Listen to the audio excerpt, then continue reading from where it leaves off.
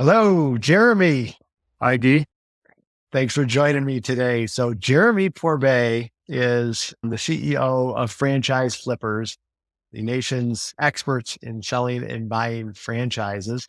And he's joining me today to help out in any way we can with people in a few different areas of franchising, whether you are a new franchisee, a prospective franchisee, or an emerging franchisor, there's going to be something for you on this call. So I have personal experience with this company. I met Chris, the founder of the company, a few years ago, and I know that you guys have been going through an unbelievable amount of growth. And having been through the process and having recommended your company to a few people that I know, like, and trust, I know that you guys are doing great work. And you have such a collective body of knowledge that I wanted to get you guys in front of other people.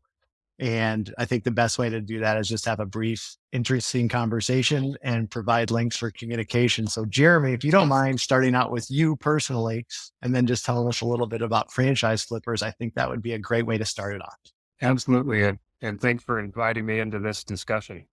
So my very brief background, I started in franchising fresh out of college. I got involved with a brand that was about 300 locations.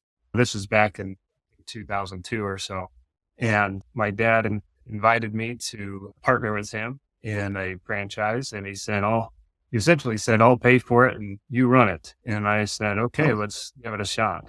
So good we deal. opened our first location and did well and continued to expand. And we were part of that brand growing from about 300 locations to 4,000 locations. And we opened about a dozen locations, not all at the same time, but kind of our sweet spot was as multi-unit operators was 5 to 7 locations. And we're involved with developing several different markets in the country as well. So that's kind of where I cut my teeth in franchising. And I was in my early 20s when I started and was involved there for about 15 years. And came time to sell. And part of a major brand, my entity was doing very well and decided it was time to move on to the next chapter. And so Sure. went to market to sell our franchises and did so successfully. Took several different transactions since we had multiple locations to with various buyers. But when all was said and done, it was not as easy as I thought. And the options weren't as good as I thought they should be. And so I thought there's got to be a better way to do this. There's so many franchise owners out there. Every single one of them will exit someday, one way or another. And there's got to be a better way to do this. So we set out to accomplish that. And that was maybe not the only, but primary kind of impetus for us starting Franchise Flippers. And the mission really is to help franchise owners realize the full American dream. That's how I like to say it. But that's both running a business that you profit from and bring good to others through. That's employees, that's your customers and so forth, and enjoying the financial benefits of that. But then also on the tail end of that, passing the baton to someone else who can continue what you built and cashing out. And that's kind of the second half of that American dream is being compensated for what you've built when you sell your franchise when it's time to move on. And so that's what we set out to accomplish: is help franchise owners buy, build, and then sell their franchise. And that's what we're committed to. Well, first of all, congratulations. That's a great accomplishment. And I think it's a fantastic service. I have a background in helping people sell their businesses. And it's not easy. There's an emotional context to it, a heavy one, because this is people's baby, or That's right. maybe the baby they don't want anymore. Yeah. But it's also blood, sweat, and tears, investment, things like that. And I know you guys have a number of different services. The one that I've recommended to people so far has been amazingly, I think, because I used to do this for a living, and I went through it with one of our own units here recently, and it was amazingly thorough. Didn't make any false claims, didn't set up any bad expectations, was really realistic, and it was at a reasonable price, which I think is really important, because without that, it's another barrier to people finding out what they've, like new franchisees, what they've built up so far. They know how much they've spent on it, Yes, but they don't know how much it's worth in the marketplace. And generally, this is the case not just with franchise owners, but anybody that owns something usually values it higher than someone that might buy it. And so that's right. it's a good common sense outside third party opinion on, hey, what's this thing that I put in my heart and soul into all the time? How much is it really worth? You know? So that's a huge part of it too, I think, right? Absolutely, it is. It's essential. Yeah. So that's only one of the ways that franchise flippers, and I had just run into Chris at the Franchise Business Networking event in Denver last week and was congratulating him on your company's growth and the fantastic experience that I had with Terry in your office, who gathered a lot of the information for the valuation, like really thorough. I think she's been a CPA for 30 years or something. Like this was not some intern asking me No, general questions. This she's was an expert. detailed stuff. Yeah, Yeah.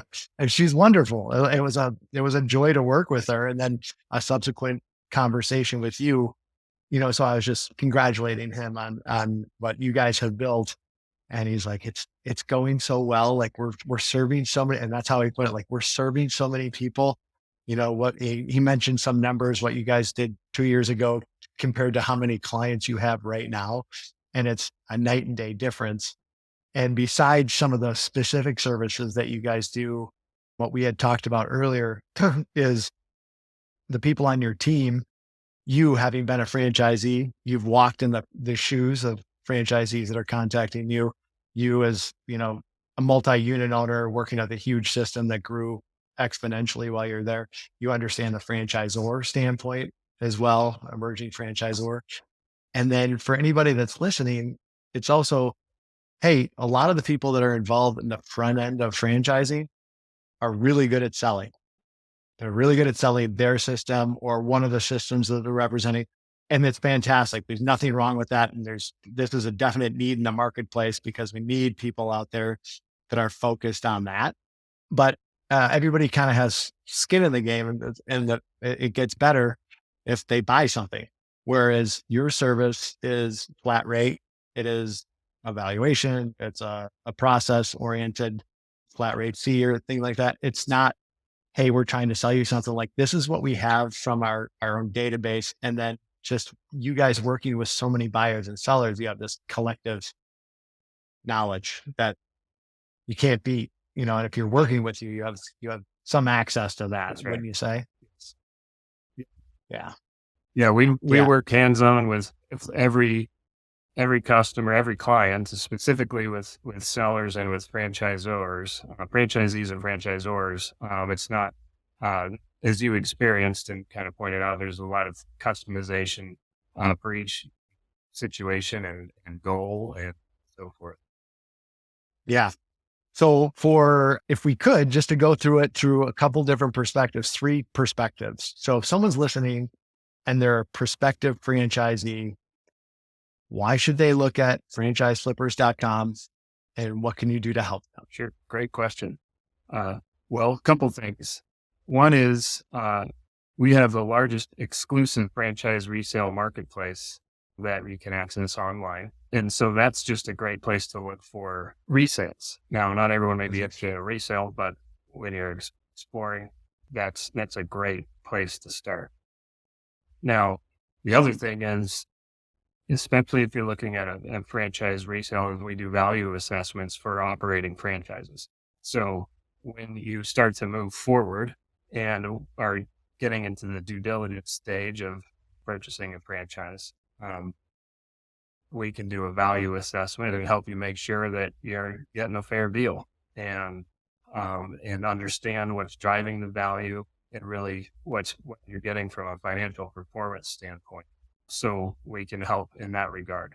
So both of those are when it comes to evaluating and exploring a franchise resale and operating franchise that's already in existence. But if you haven't made a decision on that yet and you're exploring new franchises, what should I buy?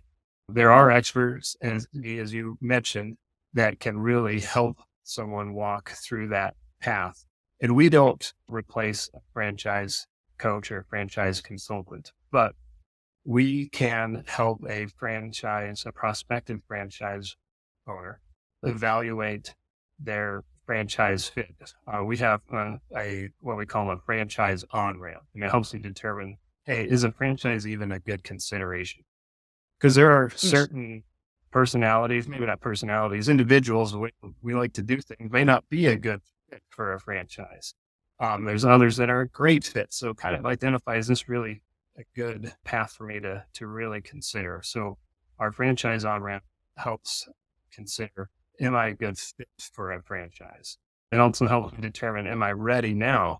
A lot of people that have started exploring franchises and they're not quite ready. That could be financially, could be circumstantially, it could even be just, their own business understanding, their own circumstances. So variety of different things. And then 2 years later, they're ready. So it's helpful to get a pulse on that. And then lastly, it helps give some guidance as to where to explore.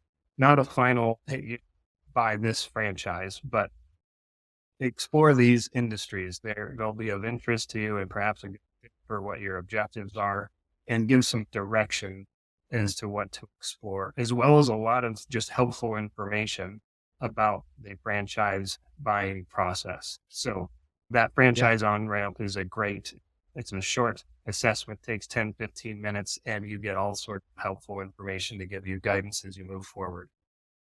That's a huge service to provide, especially at no cost, so that people can just get a quick understanding of where they're at, and as a potential franchise owner, for sure. So that's gigantic. And well, I've talked to a bunch of people who are prospective franchisees as a franchisee of Anytime Fitness, as well as the co-founder of Frenchie's Modern Nail Care. And some people say like, "Oh, I want to do this. It's just a matter of the money." And I tell those people it's not always a matter of the money. Sometimes the money will be there if it's the right thing. So go through as many processes as you can, look at as many businesses as you can, be respectful of people's time and attention, and, be forthright with it. But people are amazingly forthcoming with information in franchising and in business. And I think I'm a little Pollyanna. I think 90% of the people in the world are really nice, and there's 10% that are mean. And sometimes we don't ask the question because we're worried we're talking to a mean That's right. person. But it's just, you can learn so much by going through some of these processes ahead of time. So I think that would be good. And then when you do talk to the right franchisor or the franchise owner who's selling, you're going to be that much more educated. You're going to be easier to work with. You're going to have better expectations and be more reasonable. So I think that's a matter of effort. It's not a matter of resources. Yes. In terms of except for time. Let's talk about, if we could, switching hats here. I am putting a different hat on. I've got a beauty business that I purchased, built, and I've been running it for 2 years. It's going pretty well. And I see chatter on the dashboard or on the private Facebook group, like, what are they selling for? Because it's kind of a closed loop a lot of times. It's not public information. So why would I have the answer? I mean, I know why I do it, but why would someone that's running a franchise system, a franchise unit or 2 or 3 or 10, why would they want to get a valuation? Even if, like, I have a 10-year agreement and I'm doing well, and I think there's more ramp up here. Why would they engage with franchise flippers, and what services can franchise flippers provide for that person or group of people? Well, I think even if it's prior to time to sell, it might be with that first year or early into your journey as a franchise owner. It is really important to understand what drives value. It is not what you spent to get involved. A buyer of an operating franchise, to some extent, doesn't care. They might want to know that just for their own due diligence, but it doesn't weigh in very heavily, if at all, to what they're willing to pay for it. And it's a completely different approach when it comes to a resale. And so understanding what drives value, so that way, because someday it will be time to sell. Everybody exits, as we said earlier. And so knowing what drives value is essential to obtaining the value that you want to get when it does come time to sell. And it's part of that can be setting a goal. So we do value assessments all the time for people that, hey, I'm not exiting yet, but I want to set a benchmark for where I'm at. And I want to set a target, or I have a target for where I want to be when it comes time to sell. And so what's the gap? What do I need to do to get from here to there? And it may be 2 years down the road or 5 years down the road, but if you know where you're going, you have a lot better odds of getting there. And our value assessment helps accomplish. So that would be, and we encourage people to do that every year. Do a value assessment, understand where you're at, set a target, an aspirational value for where you want to be, and then track your progress along the way. And doing that doesn't just give you a number that you have in the back of your mind. It translates into action in your operation. It helps you prioritize decisions and initiatives and things you want to focus on at that time in your business so you can improve and continually drive towards that aspirational value. So that is one thing that I strongly encourage. If you really want to begin with the end in mind, everyone's excited about launching their business, and that's a lot of fun, and it is exciting. And you don't want to overlook what you're aiming for when all is said and done. And nobody plans any business forever. And so having your end in mind is really important. And we help accomplish that with the value assessment.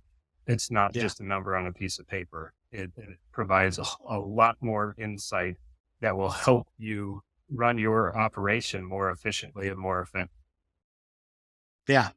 Also, just from personal experience, I can say one of my friends that recently had a valuation assessment on their beauty business was just doing it just to see, for him and his brother, who was his partner, just to see, all right, we've been doing this for 8 years. What's it worth? They've been pulling money out of it and doing well, and it runs really well. But what's it worth? And even though they weren't going to sell. And so they got that a few months ago. And then out of the blue, there's a new buying group that just reached out to them about a month ago and said, hey, we really want to have a couple locations in your area. Do you have an idea of what you're worth? And he's like, I know exactly what we're worth. So, and here you go, so let's talk. So that gives that buyer also like, oh, these people know what they're doing. That's right. That's a big deal. Going through this process it really informs and prepares an owner for those conversations with potential buyers, because you're educated, you've done your work, and it's not a foreign, scary thing. It's okay, let's have a good conversation, and you're prepared for it. So totally. And then as someone's going through this, we've gone through a private equity process recently. And, that when people talk about the data room or something like that, that's all the information that someone's going to need to look at. Back in the day when I first heard that, I'm like, where is it? Well, it used to be a data room with like files that the buyers would come in and have their CPAs and their business ops people go through your files in a literal room. And now it's a share file or a Dropbox folder, with a ton of things in there. And you don't want to be doing that for the first time when someone that wants to buy your business is thinking about assessing it. You want to be like, yeah, I've got a data room. Of course, like we keep it updated. And it's just, then they know they're dealing with a totally different animal than like someone that's just a really good operator, but might not know what their business is worth or hasn't been keeping tabs on it. So I think just the process, that's a really good point. Just going through the process with you guys, it is like an education and getting ramped up on knowledge and what's going to be necessary and why do they want it formatted like that and things like that before you actually need to apply it in a real deal situation, which I think is invaluable. And I don't think you can put a price on that. Right. Absolutely. Yeah.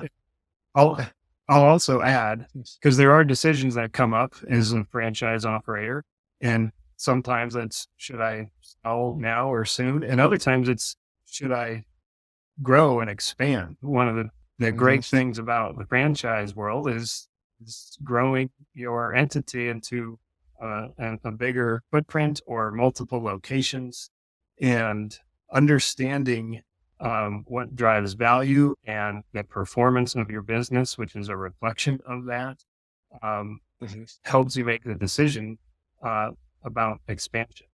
And Yeah. so our value assessment also accomplishes that. Is you look in the mirror and understand what you're looking at, and it can Right. give you that much more confidence when it comes time to expanding, or just give you more wisdom to know, hey, maybe now's not the time. I've got a little more work to do here before we look at adding locations. It can be Sure. beneficial, very beneficial from that standpoint as well.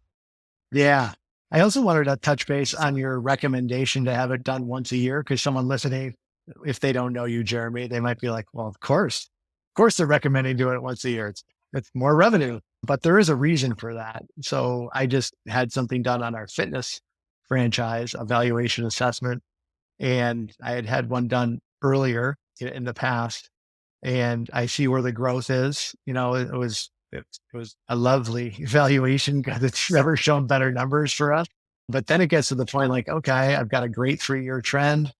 Is now the time to sell? And it's very situational, like, age, your ability to run the business, what else is going on in your world at that point in time. But I got that and it was a great number. And I was like, I can prove it just a little bit more. I can set a record for myself. So like now I'm re-energized in the business. I'm like, oh, if I get that EBITDA up just a little bit more, it'll be an all-time high for anything that we've, done in that, Yeah, in that business. So it's just a little bit of motivation. yeah, and But let's, I'll sorry, go I'll ahead. also just say sometimes value is a moving target, especially when you're growing earlier years. It's a moving target. Yes, And so totally. that's important to know. It might not change from Monday to Friday. It doesn't happen that quick. But over the Right. course of the year, it can change substantially. Yeah. And so that's true. Also, as a business grows, not to get into the weeds here, but one driver of value or method is multiple of cash flow, and people pay a higher multiple for more cash flow. So you can do it once, and you may, as you grow, you can't apply that same multiple. And that's why there's not a generic multiple to use for a brand or an industry, because it depends on so many other things. And so you don't Right. want to sell yourself short having done a value assessment a year or 2 or 3 ago and using that same data. If you've grown, it's probably a bigger multiple than it used to be. And I Right. will add too, we do updates for a much cheaper. The whole package is not that expensive to begin with for a value assessment, but Right. to do an update, we'll do that for free if it's in the same year. So you did it early in 24 and you want to get through the end of 2024 and update it. We do that for Yep. free. It's only a couple $100 to do 25, 26, 27, and so forth. You don't have to pay for it, at least the way we do it every year. So Wow. I didn't even know that, Jeremy. I'm so happy to hear that for my own case. So that's fantastic. Well, there's a lot less lifting. You can just update that's the right. numbers and things like that and say, is everything else operationally the same? Let's talk about one last group and then we'll call it a day and make sure that everybody has your contact information and makes it really easy for people to reach out to you. But for myself, having co-founded Frenchie's Modern Nail Care, a small emerging beauty brand, we didn't have the wherewithal that Anytime Fitness and big groups have to have a resale department, but it is important. People exit for various different reasons at various different times. And sometimes if someone's new to this market, they think like, well, if it's going so well, why would they ever sell? It's like, no, people sell for other reasons or distress. They sell because they move on to different chapters or they're done or whatever. Succession planning isn't going to go as to their family or something like that. But for emerging franchisors, I understand that you have a program that you could refer their franchise owners who they really care about and they want that brand and that unit to keep on going, that you can provide services for them and kind of be like a subcontracted resale operator. Can you talk just a little bit about that? Absolutely. So turnover is inevitable in any and every franchise brand. It's going to happen. It does happen no matter what. And so you want healthy turnover. And so there's a number of factors that go into turnover. You have renewals and, and people, as you mentioned, they get sick, they get divorced, they move, they cash out, life changes and they do move on. And so you want healthy turnover. And so first of all, it's important to have a good pulse on franchisee base because at any given time, at least 10% are actively wanting and pursuing selling at least. And there's probably another 10 to 20% more that are thinking about it or need to be, and they're just too busy or afraid to face the unknown involved with that. So it's a fairly large part of any franchise brand that is looking at selling or needs to be looking at selling. So you want to get ahead of that and not find out, this franchisee is planning on selling or running out of money or thinking about selling and not have enough runway for that to happen, because it does take 6 to 12 months to sell a business that is priced right and marketed well and also being run well in the meantime. And so there needs to be some time there. So franchisors and have a pulse on their franchisee base as it comes to this issue of selling can stay ahead of it. We have some tools. I won't give the details of that now, but we can help franchisors get a pulse on what's going on with their franchisee base so that they can take action before it's too late. And that helps create and enable healthy turnover, reactive or behind, oh no, what do we do type of turnover. And so, but one thing that we do is we are essentially the outsourced resale department for any big or small. We do this for very large brands and also smaller emerging brands. Not everyone has a resale department, even when they're larger. And part of it is it doesn't really fall squarely in a department within a franchise organization. So it's kind of this tension between franchise development, who sells franchises, but they're focused on and good at selling the new territories as well as selling the brand. And that's important in communicating the opportunity and the vision for the brand. But then the reason resales come up is because it's an operational issue. Ops has to deal with the franchisee who wants or needs to sell. And so where does this responsibility lie? And it's difficult to answer that question within an organization. So we just take that right off of the table and we say, let us handle it for you. We understand what's important to the brand. We understand what's important to ops and fran dev, and we can communicate and keep them in the loop and let them be rest assured that the franchisee is in good hands, but also have kind of insight as to what's going on and what their progression is and how they're progressing. So that's in short. We just take that issue off the table for emerging brands and really any brand for that matter, and we handle it. Yeah, I can't overstate how important that is for emerging franchisor, because you don't want people just, especially if they're stressed or something, they're not getting the results they want.